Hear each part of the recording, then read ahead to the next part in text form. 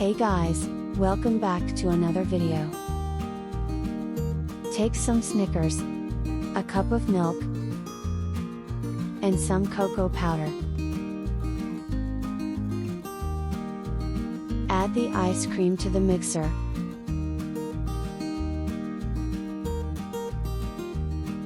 Then add milk to it. Add cocoa powder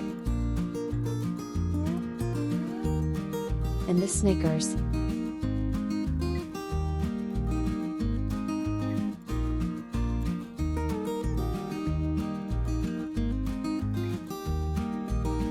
Blend it until it's liquefied.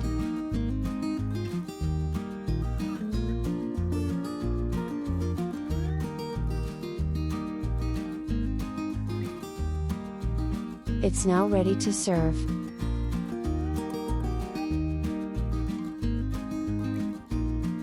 Now decorate it with cocoa and wafer.